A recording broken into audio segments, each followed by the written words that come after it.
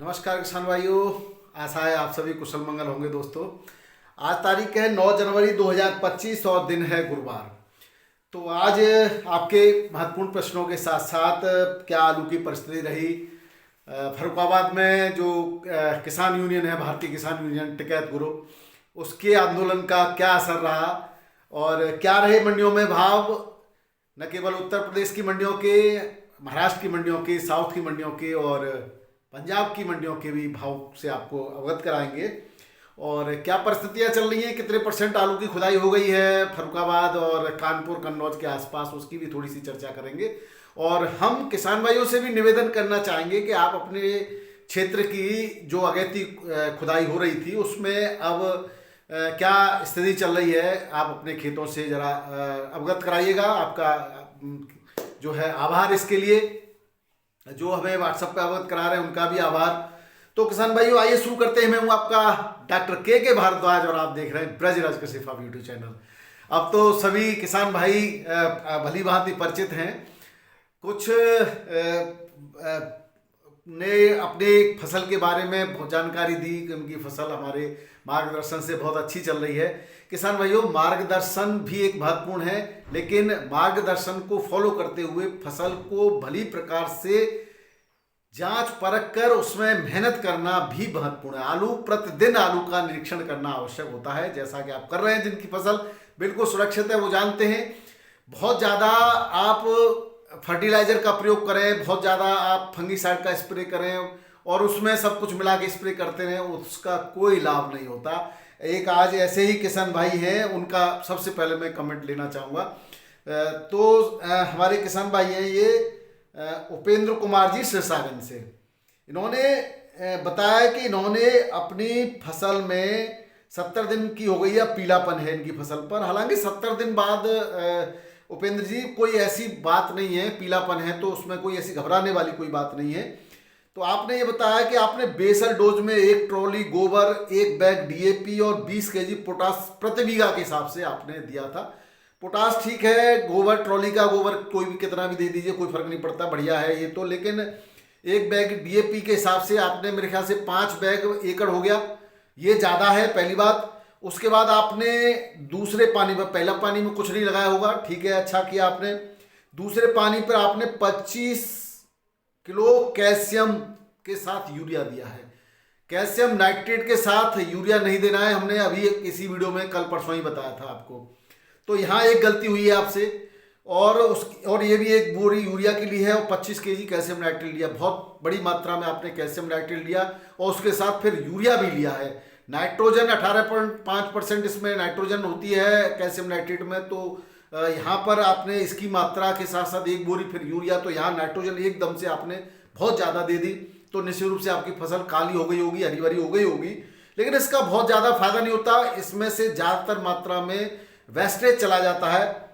अब आपने पहली स्प्रे में अल्ट्राकॉल कहना चाह रहे हैं आप, एंट्राकॉल कहना चाह रहे हैं, दोनों अलग अलग चीज़ें। अगर अल्ट्राकॉल दिया तो फिर से कैल्शियम दे दिया, एंट्राकॉल फंगीसाइड है वो दिया आपने, उसके साथ फिर एनपीके 05234 कीटनाशक और एंटीबायोटिक भी दिया होगा। तो ये सब चीज़ों की आपको आवश्यकता नहीं थी। आपको एक तो वहाँ जो कैल्शियम दिया है वो ज़्यादा हो गया, ओवर हो गया। उसके बाद फिर से आपने 05234 दिया इसके साथ। अगर अल्ट्राकॉल दिया तो बहुत बड़ी गलती है, यहाँ तो आपकी फसल जल भी सकती थी। अगर आपने एंट्राकॉल फंगीसाइड दिया तो भी मैं गलती मानूंगा इसको। इसके साथ आपको यहाँ पर 05234 नहीं देना चाहिए था, क्योंकि आपकी फसल बढ़िया होती, अब तक पीली नहीं पड़ती। क्योंकि एक साथ हम बहुत ज़्यादा डोज दे दें तो फसल को फिर ज़्यादा की आदत पड़ जाती है। तो आपने वही शुरुआत में बहुत ज़्यादा हैवी डोज दे दी और उसके बाद अब उसको अच्छी डोज नहीं मिलेगी तो वो फिर थोड़ी सी पीलापन उसमें आएगा ही। फिर 60 दिन पर आपने फिर इन्फेनेटो दिया बायर का, ये भी हैवी फंगीसाइड है, और इसके साथ फिर से दिया आपने एनपीके 05234 कीटनाशक एंटीबायोटिक। तो आपको यहाँ क्योंकि 15 से 20 दिन तक इतने हैवी फंगीसाइड, शुरुआत में ही हैवी से शुरुआत करी आपने। 15 से 20 दिन ये काम करते हैं। जब मौसम साफ होता है तो बरसात हो जाती है तो एक अलग बात है, तो फिर 10-12 दिन पर ही आपको स्प्रे करानी होती है, बार बार हमने बताया है। तो आपने फिर से ये दिया है और ये भी बहुत हैवी है, और उसके साथ फिर माइक्रोन्यूट्रिएंट्स भी आप दे रहे हो बहुत हैवी, यानी कि जो ट्रांसमिनार हैं या अंदर जाकर के पौधे के अंदर, प्लांट के अंदर जाकर के जो एक्टिविटी करते हैं, जिनको हम जो है उनके साथ अगर हम एनपीके दे रहे हैं या कोई भी आप जो है खाद दे रहे हैं, घुलनशील खाद दे रहे हैं, तो सिस्टम में अंदर घुलनशील खाद जाएगी या फिर फंगिसाइड जाएगा। दोनों की मात्रा कम जाएगी तो दोनों में से किसी का भी पर्याप्त आपको फायदा नहीं हो पाएगा और उल्टा नुकसान भी कभी कभी हो जाता है। चलो, नुकसान नहीं हुआ ये ठीक है। अब आपकी फसल 70 दिन की हो गई है तो आप एक शेड्यूल के हिसाब से फंगिसाइड आपने बहुत हैवी हैवी ले लिए हैं। अगर सुरक्षित है, कोई फंगस का प्रकोप नहीं है, तो आप फंगिसाइड के शेड्यूल में 15 दिन का डिफरेंस रखेंगे। इसके बीच में आप माइक्रोन्यूट्रेंट एक दे सकते हैं। आपने कहा कि कोई टॉनिक नहीं दिया। टॉनिक क्या होता है? माइक्रोन्यूट्रेंट्स ही तो होते हैं। तो आपने इसमें 05234 का बार बार आपने प्रयोग किया है। अब 70 दिन की है तो आप एनपीके 0050 प्लस 200 ग्राम बोरोन के साथ आप स्प्रे कर दीजिए, कोई दिक्कत नहीं होगी, फसल आपकी ठीक हो जाएगी। और आप फिर भी हरा भरा आप करना चाहते हो तो 13045 एनपीके ले सकते हैं। तो उसका या एक ही लेना दोनों में से, या तो एनपीके 0050 लेना या 13045। 13045 देंगे तो आपको पौधे हरे जरूर हो जाएंगे, लेकिन फर्क उतना ही पड़ेगा। एनपीके यहाँ पोटेशियम की ज़्यादा जरूरत पड़ती है, भोजन उतना ही बनता है। पत्तियाँ पीली इसलिए पड़ जाती हैं कि वो अपने लिए पोषण न लेने के बजाय अपने भोजन को यहाँ स्टोर करना प्रारंभ कर देती हैं। तो 70 दिन बाद नॉर्मल सी बात है, पीले पड़ने से घबराना नहीं चाहिए। आपके ट्यूबर्स को एक बार जांच कर लीजिए, ट्यूबर अगर अच्छे हैं तो कोई दिक्कत नहीं है। आगे से आप जरूर ध्यान दीजिएगा, शुरुआत से बहुत हैवी डोज न दें, और भी किसान भाई इस बात पर ध्यान दें। दूसरे हमारे जितेंद्र तिवारी जी हैं और जयशंकर द्विवेदी जी, उन्होंने कहा कि आपके मार्गदर्शन में मेरी फसल बहुत बढ़िया है और आपका बहुत बहुत आभार। आपका भी बहुत बहुत धन्यवाद, आप हमें फॉलो करते हैं और आपने ये सब कहा। मेहनत तो आपकी ही है और आप अगर मेहनत करते हैं और फॉलो करते हैं, देखिए मेरा तो ये है कि मैं कहीं कुछ किसानों के लिए कर जाऊं तो बहुत अच्छी बात है, मेरा जीवन सफल हो जाएगा। बाकी तो हम अपना काम, दुनिया अपने लिए जीती है, थोड़ा बहुत हम उन किसानों के लिए, उन लोगों के लिए काम कर लें जो जमीनी स्तर से जुड़े हुए हैं और सबको भोजन पहुंचा रहे हैं। दिन रात जी तोड़ मेहनत करने के बाद भी उसको अपनी मेहनत का रिजल्ट नहीं मिलता। सब अपनी अपनी मेहनत का आकलन खुद के हिसाब से करते हैं, लेकिन किसान की मेहनत का आकलन मंडी में आड़तीय करते हैं। तो हम बस आपके लिए कुछ करना चाहते हैं। इसमें भी कुछ लोगों को इतना पेट में दर्द होता है, उनके जो है पता नहीं क्या है, और उल्टे सीधे कमेंट करते हैं। कल एक हमने कैल्शियम नाइट्रेट के बारे में बताया था। तो कैल्शियम नाइट्रेट एक जो दानेदार खाद आती है, यारा लीवा की आती है, और भी कंपनियों की आती है, इफ्को की आती है, उसकी जो डोज होती है वो 20 से 25 केजी प्रति एकड़ के हिसाब से वो लोग कहते हैं डालने के लिए। लेकिन यहाँ हमने जब उसको शुरुआत में हम नाइट्रोजन की पूर्ति यूरिया से कर लेते हैं तो उसकी इतनी आवश्यकता नहीं होती। कैल्शियम हम बहुत से लोग एनपी आपका जो एसएसपी सिंगल सुपर फास्फेट का प्रयोग करते हैं, तो उस कैल्शियम की भी उतनी ज़्यादा मात्रा नहीं। तो हमने जो बताया था अपने हिसाब से 10-15 केजी प्रति एकड़ के हिसाब से डोज बताई थी जब फेंक कर देते हैं। अब आप लगाइए जो 20-25 केजी फेंक कर देते हैं, या हमने कहा 10-15 केजी दीजिए, हमने कम कहा उसको करने के लिए, तो क्योंकि हमने शुरू से देखा कि बेसल डोज हमने कहाँ कैल्शियम का प्रयोग किया है, इसके हिसाब से हमने बनाया, और हम बिल्कुल सही बात बताते हैं। खर्चे भी तो आपको कम करने हैं भाई, जिसको बेचना है वो तो कहेगा खूब दीजिए, और ज्यादा दीजिए, अगले साल और ज्यादा दीजिएगा। आप देते रहिए, खर्चे बढ़ाते रहिए। पौधा जितनी लेनी है उसको, जितनी उसकी जरूरत है उतना ही तो लेगा। फिर उसमें मैंने कल स्प्रे की बात करी थी, तो स्प्रे के लिए मैंने उसी कैल्शियम नाइट्रेट की बात करी जिसको आप फेंक रहे हैं। तो 10-15-25 केजी आप फेंकते हैं तो उसमें अगर 10 ग्राम या 8 ग्राम आप प्रति लीटर डालते हैं तो ही काम चल पाएगा उसका, क्योंकि उसमें जो मात्रा होती है नाइट्रोजन की 15 से 18% होती है। और जो लोग 1 ग्राम से लेकर के 1.5 ग्राम प्रति लीटर की बात कर रहे हैं, उसमें वो जो है वो उसमें नाइट्रोजन की मात्रा जो है 44% तक होती है, और कैल्शियम की भी मात्रा उसमें ज्यादा होती है, 17-44 होती है। तो उसमें और कुछ नहीं होता। तो वो और फिर घुलनशील खाद होती है, वो 100% यूटिलाइज होती है, ये 100% यूटिलाइज नहीं होती, ये डिफरेंस है। तो जो आप स्प्रे के लिए खाद यूज करते हैं घुलनशील कैल्शियम नाइट्रेट, उसमें स्पेशली घुलनशील आती है, उसको 1 से 1.5 ग्राम प्रति लीटर पानी में यूज करना है। और जो हम फेंक कर दानेदार यूज करते हैं वो पूरी तरह से यूटिलाइज नहीं होती, उसको अगर प्रयोग करना है, ड्रिंचिंग में आप प्रयोग करना चाह रहे हैं तो 1.5 से 2-2.5 ग्राम तक प्रति लीटर पानी के हिसाब से कर लें। और अगर स्प्रे में यूज करना चाह रहे हैं उसको, तो वो भी इतनी कर सकते हो, 5 से 7। उस अगर घुलनशील खाद को प्रयोग करते हैं तो 1 से 1.5 ग्राम प्रति लीटर पानी में उसको सुधार कर लें किसान भाइयों। घुलनशील वाटर सॉल्युबल अलग से आती है, उसकी जो परसेंटेज है वो अलग होती है उसमें नाइट्रोजन और कैल्शियम की, और जो हम फेंक कर देते हैं दानेदार उसकी परसेंटेज अलग अलग होती है, इसलिए डोजों में थोड़ा डिफरेंस होता है। जब भी कभी आप इसको करें तो एक बार उस पर कंफर्म जरूर कर लें कि हमें कितनी मात्रा में डाल करके स्प्रे करनी है। स्प्रे में गलती न करें। गलती के लिए एक और हमारे जो है बात कही है, रामेश्वर सिंह रावत जी ने कहा है कि 2,4-D के बारे में हमने कल कहा था, एक किसान भाई का क्वेश्चन था कि उन्होंने गलती से 2,4-D का स्प्रे आलू की फसल पर कर दिया है। तो इनकी से भी एक बार गलती हुई थी और मुझे ध्यान आया, उन्होंने कहा कि आपने चूने का स्प्रे बताया था, यानी कि चूने का पानी का स्प्रे है, दरअसल उससे भी फायदा होता है और इन्होंने किया था उस समय तो इनकी फसल ठीक हो गई थी। उन्होंने कहा कि मैंने 2 बार चूने के पानी का स्प्रे किया था और उसके बाद फिर मैंने डोज लगा दी थी, यानी कि माइक्रोन्यूट्रिएंट्स का स्प्रे किया होगा वो तो हम कहेंगे। और उसके बाद जब इनकी फसल हुई तो 45 पैकेट प्रति बीघा के हिसाब से इन्होंने उत्पादन निकाला था, यानी कि फिर इनका सब कुछ ठीक ठाक हो गया था। तो इनकी सलाह भी मान सकते हैं और ये कह रहे हैं कि वो मेरी ही सलाह है। हाँ बिल्कुल, मैंने पहले पिछली बार भी ऐसा हुआ था, मेरे एक रिश्तेदार के भी ऐसा हुआ था। लेकिन ग्लूकोज और एक बार आप ग्लूकोज का कर लीजिए, उसके बाद आप चूने का पानी का स्प्रे कर लीजिए, बहुत अच्छा रहेगा। चूने के पानी के लिए मैं आपको बता दूं, 1 केजी चूना लेकर के उसमें 10 किलो पानी डाल लें और पानी को ऊपर से निकाल लें, और चूना नहीं लेना है, पानी लेना है केवल, और वो 10 किलो पानी 1 एकड़ के लिए पर्याप्त होता है। 1 किलो चूने का पानी में 10 किलो पानी 1 एकड़ के लिए पर्याप्त होता है। आप समझ गए होंगे कितने % का घोल लेना है। इसमें आप बहुत ज़्यादा, ये एक्चुअली देसी इलाज है और सस्ते इलाज है, तो ये थोड़ा सा इसमें सावधानी की बहुत ज़्यादा आवश्यकता होती है। कभी कभी आप चूना ही स्प्रे कर देंगे तो फसल जलने के भी डर रहता है। पानी भरपूर रखें, 200-300 लीटर पानी रखें तो फायदा, निश्चित रूप से फायदा होगा। इसके बाद इन्होंने एक क्वेश्चन और पूछा है कि मैंकोजेब के साथ मेटालेक्सिल बढ़िया काम करती है। निश्चित रूप से बढ़िया काम करती है। आप जो है 600 ग्राम मैंकोजेब ले लें और 50 ग्राम मेटालेक्सिल ले लें। और दूसरा आपका ये क्वेश्चन है कि मेटालेक्सिल जो है भड़वार को रोकती है आलू की। देखिए, मेटालेक्सिल जितने भी अंतर प्रवाही फंगीसाइड है, यानी कि जो अंदर एंटर करके अपनी गतिविधि करते हैं, तो मेटालेक्सिल बहुत हैवी है। इसके साथ और भी है, डाइमेथोमार्फ भी यही काम करता है। तो इसका प्रयोग हम जब करते हैं, जब ब्लाइट आ जाती है या और परेशानी आ जाती है, उस समय करते हैं।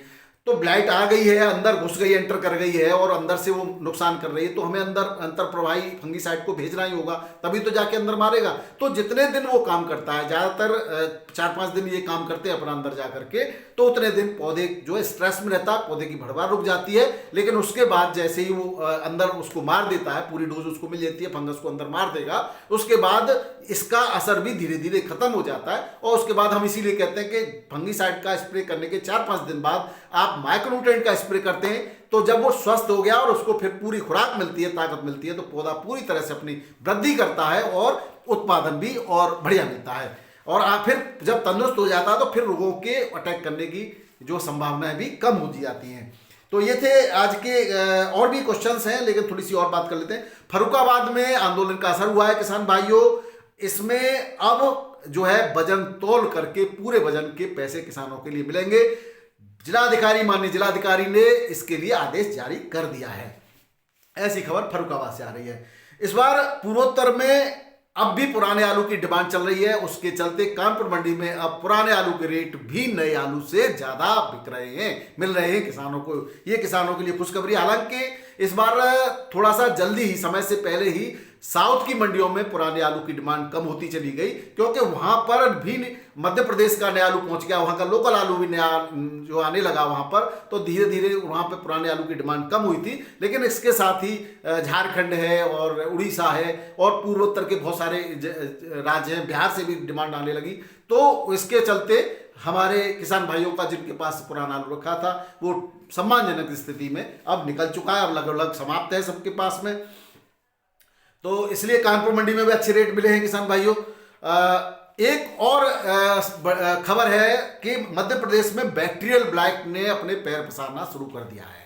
मध्य प्रदेश की से हमारे पास खबर आई है, और इसको ब्राउन रोड डिसीज भी बोलते हैं। तो ये क्या होता है, इसके लक्षण क्या होते हैं, आप भी देखें अपनी फसल में। इसके लक्षण होते हैं कि पौधे के स्टेम, यानी कि जो 3-4 स्टेम निकल के आते हैं सीड्स में से, उसमें से किसी एक स्टेम को ऊपर से सूखना प्रारंभ होगा, पत्तियां पीली पड़ती जाएंगी और फिर वो मुरझाती चली जाएंगी और फिर सूखती चली जाएंगी। इस तरह से धीरे धीरे पूरा पौधा समाप्त हो जाता है, स्टेम गलने लगता है, तो वहां से पौधा खत्म हो जाता है। तो इसके लिए जो उपाय है, जो एडवाइजरी है, वो मेरे हिसाब से हमने पहले भी बताया है। एक तो कॉपर ऑक्सीक्लोराइड इसमें बहुत बढ़िया काम करता है, उसके साथ 30-40 ग्राम मेटालेक्सिल भी यूज कर सकते हैं। दूसरा जो है, आप जो है इसमें स्ट्रेप्टोसाइक्लिन का बहुत बड़ा रोल है, उसके साथ स्ट्रेप्टोसाइक्लिन भी नॉर्मल तौर पर हम 6 ग्राम प्रति एकड़ के हिसाब से यूज करते हैं। तो यहां पर जब इस तरह का असर दिखाई दे तो इसकी मात्रा डबल कर दीजिए, 12 ग्राम प्रति एकड़ स्ट्रेप्टोसाइक्लिन ले लें, और इसके साथ ले ले साइमोक्सिनिल 50% में आती है, और मैंकोजेब 64% का एक कॉम्बिनेशन आता है। अगर हम ब्रांड की नाम करें तो करजेट में ये कॉम्बिनेशन आता है, आप करजेट को ले सकते हैं। तो इसका एक स्प्रे कर दे तो करीब 500-600 ग्राम करजेट ले लें और 12 ग्राम ये ले लें आप स्ट्रेप्टोसाइक्लिन, इसको आप स्प्रे कर दीजिए। तो आपकी जो बैक्टीरियल ब्लाइट है की जो शिकायत है, या जिसको हम जो है ब्राउन रॉट बोलते हैं, उससे आपको निजात मिल सके। परपरा में भी ये काम करेगी। जो एक्चुअली क्या है कि रोगों इतने कम डिफरेंस होता है रोगों के अंदर कि पहचान करना मुश्किल होता है किसान भाइयों। इसलिए जो है परपरा एक्चुअली माइक्रोन्यूट्रिएंट डेफिशिएंसी की वजह से फिर फंगस अटैक हो जाता है, अर्ली ब्लाइट भी उस पर आ जाती है, तो वो सेम दिखाई देती है। लेट ब्लाइट थोड़ा अलग है, उसमें पौधा गलने लगता है, पत्तियां गलने जली जैसी महसूस होती है। तो अलग अलग उसी के अकॉर्डिंग हमें उसके फंगीसाइड का प्रयोग करना पड़ता है। तो आपको सभी के बारे में हमने अलग अलग वीडियो भी बना रखे हैं, बैक्टीरियल ब्लाइट पर भी अलग वीडियो दे रखा है, तो आप इसका प्रयोग कर सकते हैं और सलाह के अनुसार आप उसका अनुसरण करके अपनी फसल की सुरक्षा कर सकते हैं और खर्चे भी बचा सकते हैं।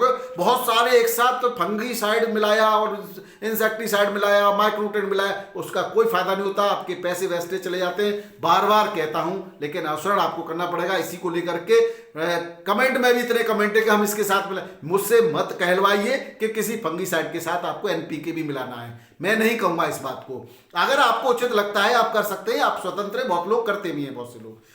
दिल्ली आजादपुर मंडी में आज 99 गाड़ियां हैं, 100-105 हो सकती है, बाद में कुछ आ जाती हैं। 22 गाड़ी बैलेंस बची थी। चिप्सोना की 5 गाड़ियां हैं, वही साढ़े रेटों में कोई ज्यादा बहुत अंतर नहीं। सूर्या 14 से 1600 रुपए पैकेट में बिका है, और डिमांड वाला 1300-1400 रुपए में चिप्सोना भी बिक रहा है, सूर्या 1600-1700 में बिक रहा है, वो डिमांड के हिसाब से डिपेंड कर रहा है। एलआर की 11 गाड़ियां 1100 से 1150 रुपए में बढ़िया क्वालिटी का बिक रहा है, और इसका गुल्ला 800-950 में बिक रहा है। पंजाब से जो 45 गाड़ियां आई हैं नए आलू की, 650 से 700 रुपए के आसपास के रेट है, 721 तक बढ़िया क्वालिटी का बिका है, और हल्के में 550 से 600 रुपए। और जो संबल का आलू है वो 670 से 731, एक्स्ट्रा सुपर एक आध क्वालिटी 760 और 780 तक भी एक आध कोई लॉट बिका है।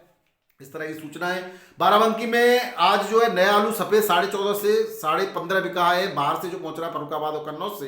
बाराबंकी का लोकल सफेद आलू 1500 से 1550 रुपए, और लाल आलू 1700 से 1750 रुपए की रेट से क्विंटल की रेट से बिक्री हुआ है। सातनपुर मंडी फरुखाबाद में अभी जो रेटों 70 से 75 गाड़ियां, आवक कम हुई है, धीरे धीरे आवक कम हो रही है अब, क्योंकि ऐसी खबरें आ रही हैं कि 90-95% खुदाई संपन्न हो चुकी है जो अगैती आलू लगाया गया था। अब कुछ किसानों ने जो बाद की खुदाई की पक्की आलू की फसल में भी नंबर लगा दिया, क्योंकि रेट अच्छे मिल रहे हैं, तो वहां से भी वो खुदाई करके मंडियों में भेजने लगे हैं। ऐसी खबरें हैं हमारे पास। तो ये 1401 से 1421 में क्विंटल में रेट से बिका यहाँ सफेद आलू, और 1251 से 1381 में थोड़ा हल्की क्वालिटी का बिका है।